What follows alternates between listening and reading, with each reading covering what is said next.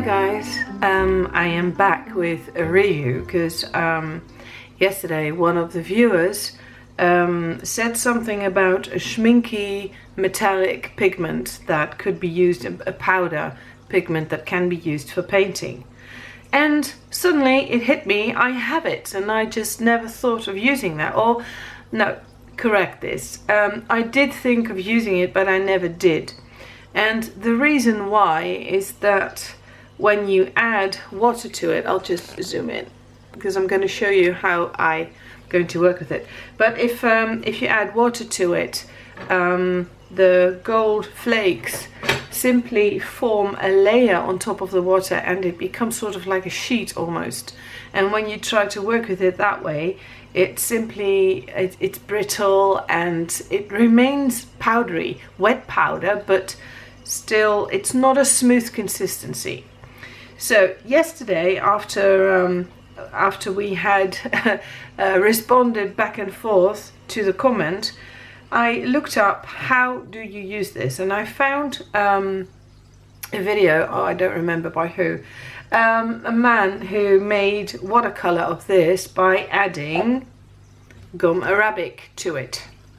So I figured this morning it was worth a try, so I mixed some of the metallic powder with a little bit of water, just a drop or two, and some gum arabic.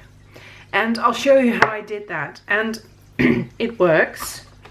I have a mini color chart here, and as you can, I don't know if this will come across on video, but there's all these mica colors, the Finetec Pearl Colors,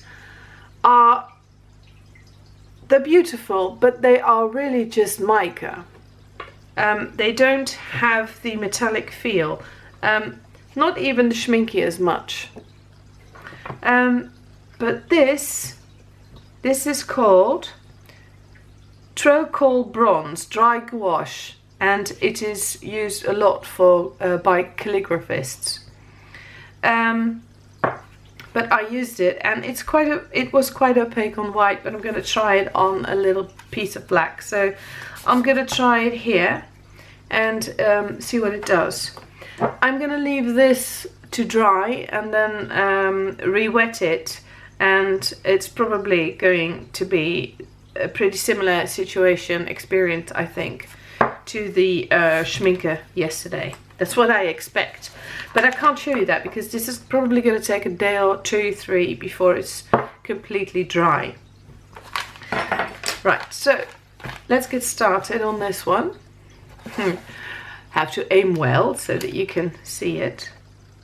Oops. It seems like a lot, but actually when you start working with it, it's not that much. Okay, so I'm going to add a couple drops of water because I want to show you what it does when you only use water, because that's what is recommended by Schmincke. Schmincke says on the bottle, add water to obtain brilliant bronze color. Bronze powder with dry gouache binding medium. So there is already a binding medium in there, but when I try to use it with water, I don't know if you can see that already. I'm going to try and zoom in even further and aim well. Okay, and focus. I don't know if you can see what I see, but do you see that there is like a sheet with folds in there? If you look closely, you can see there is still just a drop of water underneath. The pigments are just only lying on top. It's very hard to mix. So the pigments, the pulver, the powder, forms a sheet of a layer of, well, little layer of paint on top of the water, and you can mix it in, but it will always stay that way. Even if you mix it in well, you see, you keep getting these sort of like a folded, these folds in it, and it doesn't go away. So when you put your brush into this, I can show you that just on the back side of a little piece of paper.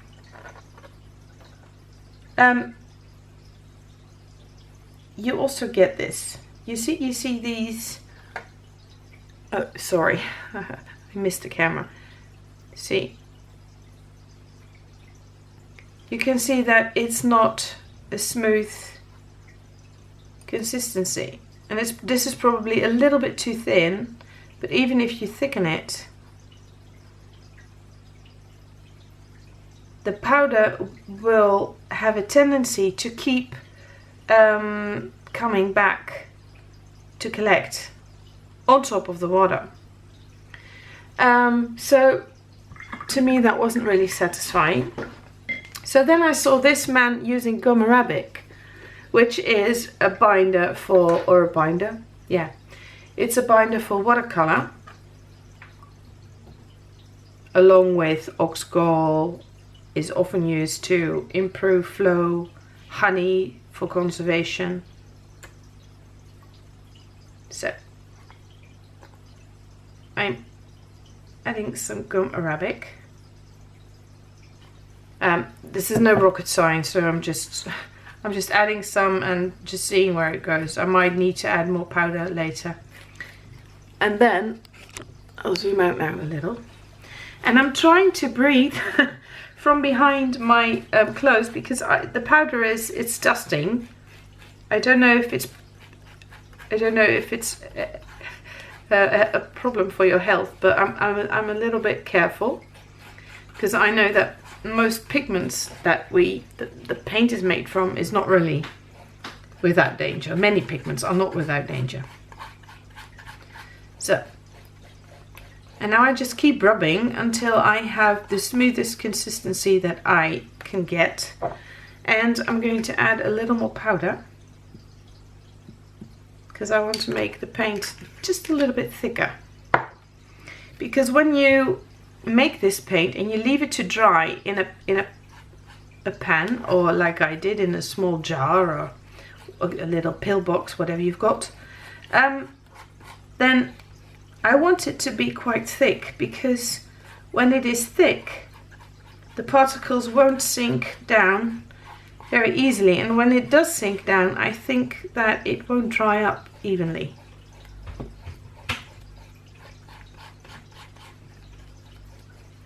When the masters used to make their own paints of pigments, I've seen that process up close a couple of times, and it's like egg gouache or egg tempera.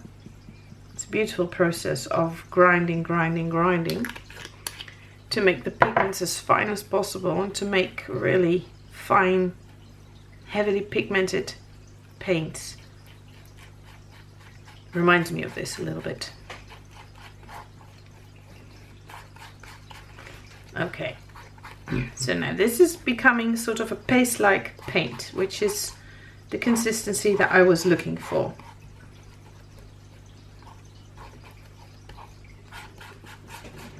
And I don't know if you guys can see it. Look at that. Can you see the metallic shine in this? This is not mica. I don't think so. Let's see if it says what it is. It says bronze powder. No. No, it doesn't say exactly what's on it, what it is, but this color is called rich gold, reich gold, and it really is rich because it's gorgeous. Right, so you can now put it in a jar or a pan and leave it to dry, and then re-wet it.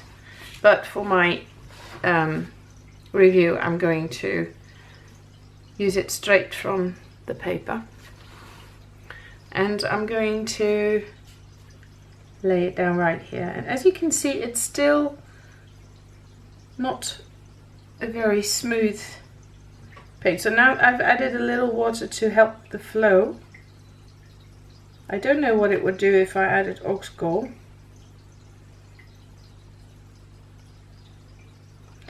But I don't know if you can see it, but this definitely gives the richest feel, the most metallic appearance of all these paints. It's not really smooth though. The other ones are creamier. The other ones are a bit creamier. Now on top of the acrylics, wow, they're quite opaque. It's gorgeous. Can you see that? That's really, really gorgeous, isn't it? I know people who use gold paints and inks in their mandalas, and this, I think, is definitely a contender. Okay, so now that I applied the paint, I'm going to put this paint in my jar, and then with the palette knife I'm going to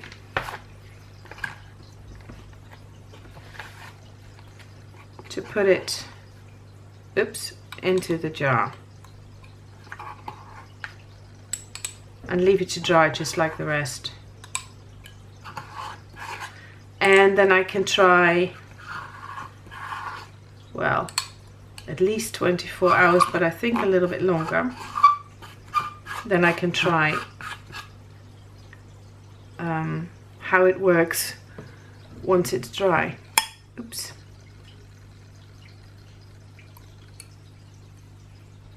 Okay, so that's it. It's fantastic. It's absolutely a fantastic metallic gold.